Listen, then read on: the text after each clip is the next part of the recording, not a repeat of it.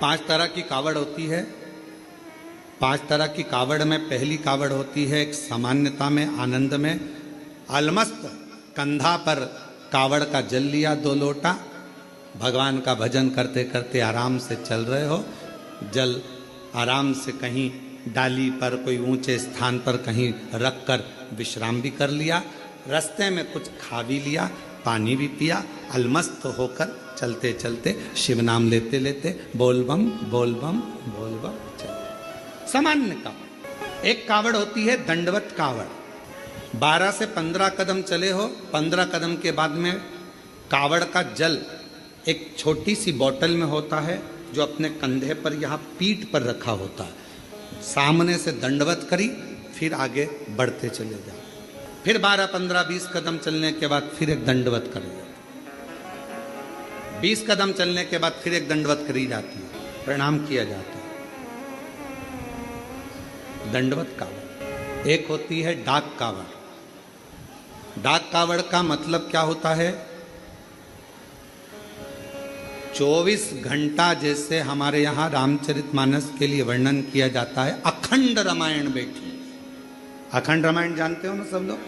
अखंड रामायण का मतलब होता है दोपहर में 12 बजे चालू हुई है तो दोपहर में 12 बजे के पहले उसका विराम, 12 बजे तक उसका विराम होना चाहिए, 24 घंटे के अंदर वो विराम।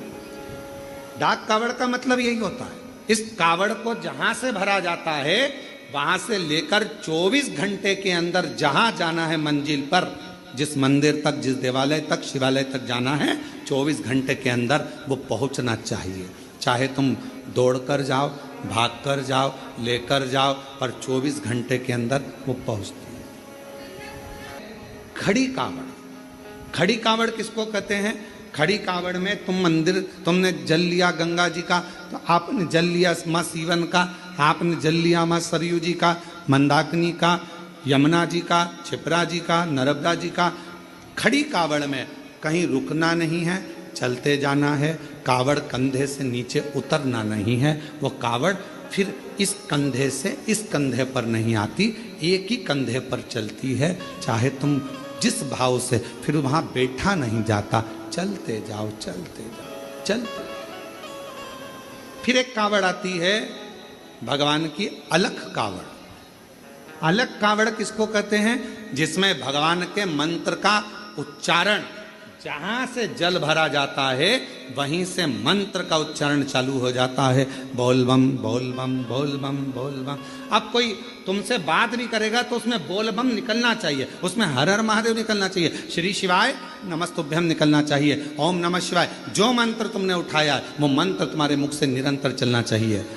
तो कई माताएं उसको बोलती हैं, आगे बोलो बोल बम, पीछे वाले बोल बम, खाने वाले, पीने वाले, चलने वाले, आने वाले, सोने वाले, आते बोले, जाते बोले। तो ये इसमें मंत्र का उच्चारण जहां से कावड़ उठती है, अलख कावड़ में केवल अलख जगाई जाती। जल लिया, चलते गए, भोजन करने भी बैठे हो, कोई से बात भी करोगे तो बोल बम उसमें निकलते रहना चाहिए, निरंतर जप चलना चाहिए, निरंतर।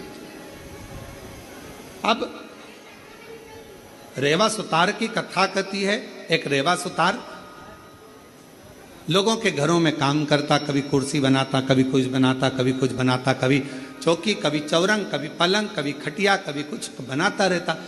परिस्थिति का ठीक नहीं था, उसके पास में इतना धन नहीं था, इतना वैभव नहीं था उसके पास, इतना चले जा रहा। एक दिन निकल गया, 2 दिन निकल गया, 4 दिन निकल गए, घर में अन्न का दाना नहीं पहुंचा रेवा सुतार के। रेवा सुतार के यहाँ जब अन्न का दाना नहीं पहुंचा, बहुत दुखी था। जैसे ही रेवा सुतार घर में पहुंचा, पहुंचते से ही धर्मपत्नी बाहर निकल कर आई, पूछा, स्वामी आपके पास में कोई भोजन की व्यवस्था हुई क्या? पति रेवा सुतार ने कहा कि मैंने बहुत प्रयास करा पर मुझे काम नहीं मिला। पत्नी कहती है 3 दिन निकल गए, आज चौथा दिन है, चौथे दिन में भी बच्चों को कुछ मिला नहीं, कुछ।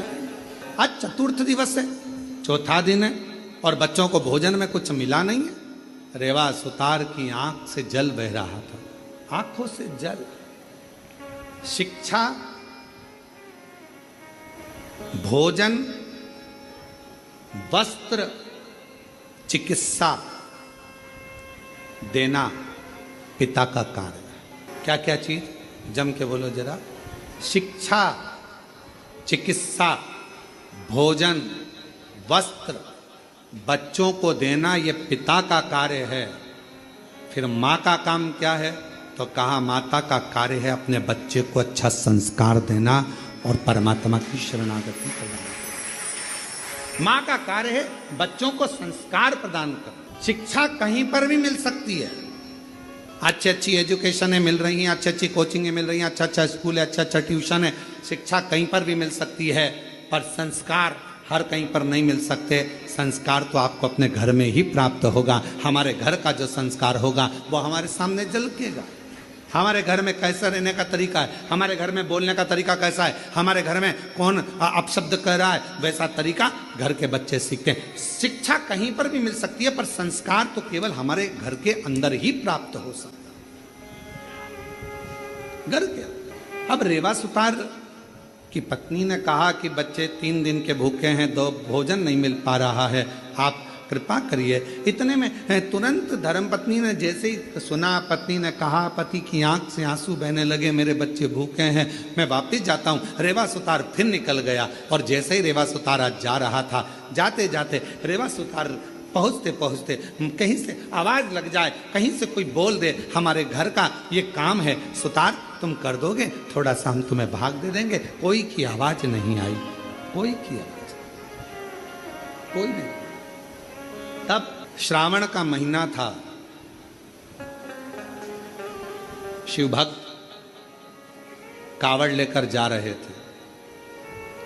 कावड़ उठाने वाले भक्त का जो बांबू था, डंडा था, कावड़ के वजन से वो बीच में से कौन ढूंढे, वीराने में कौन मिलेगा।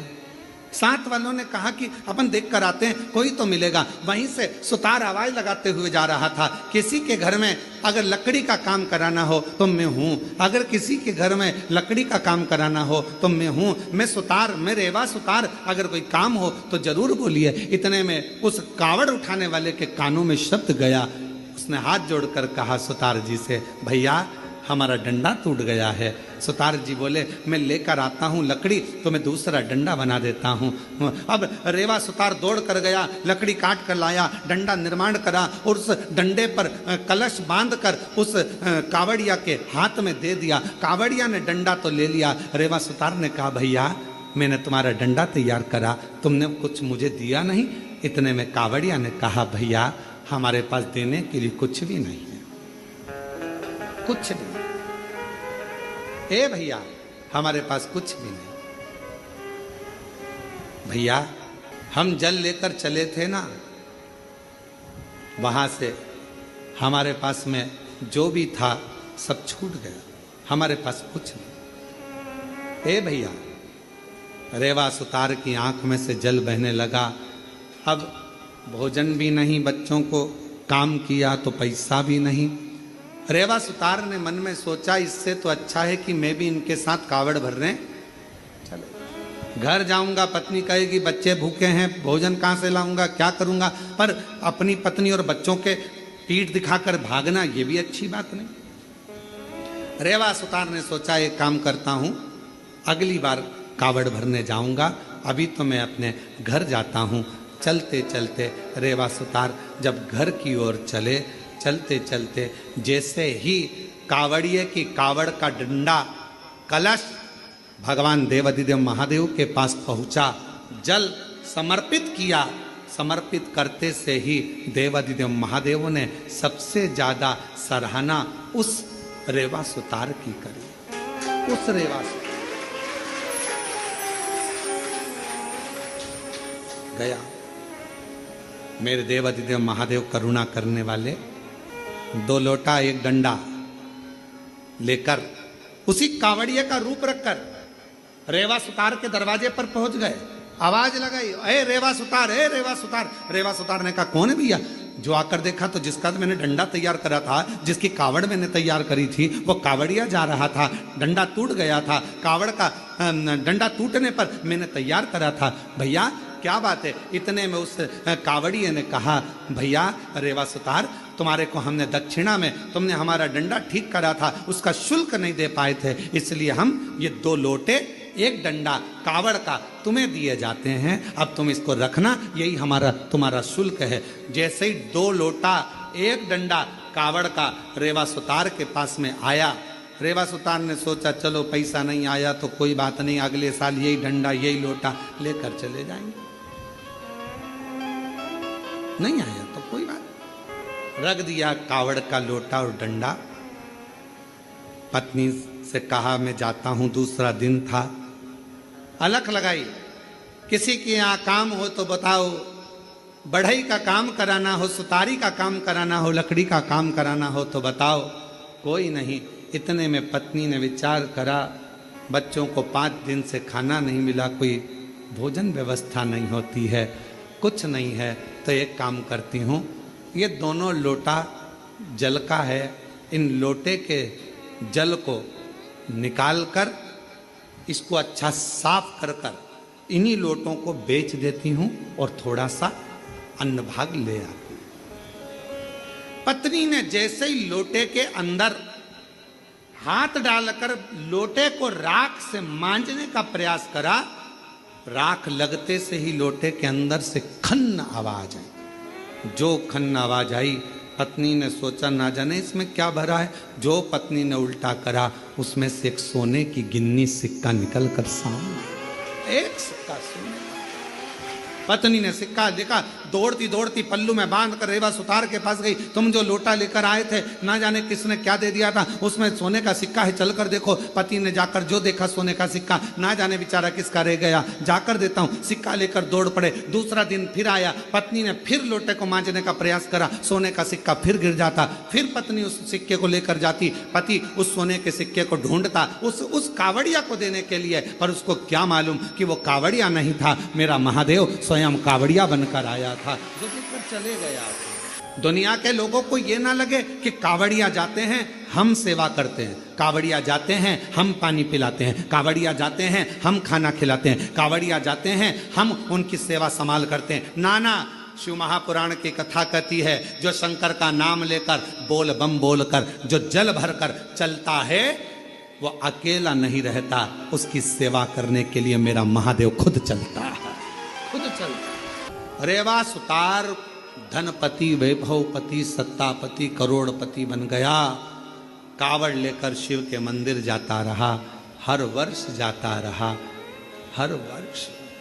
मेरी जीजियों, मेरे जीजाओं, बेटियों, बेटाओं, मेरी माताओं, मेरे भाई, कुबेरेश्वर बाबा की कावड़ भरना तो बाबा से ये मत कहना कि एक बार भरने आई हूं। बाबा इतना भंडार भरना, हर साल सावन के महीने में कुबेरेश्वर धाम आऊं और कावड़ भर कर, हर साल आऊं, हर वर्ष तेरे दरवाजे पर, ऐसी कृपा।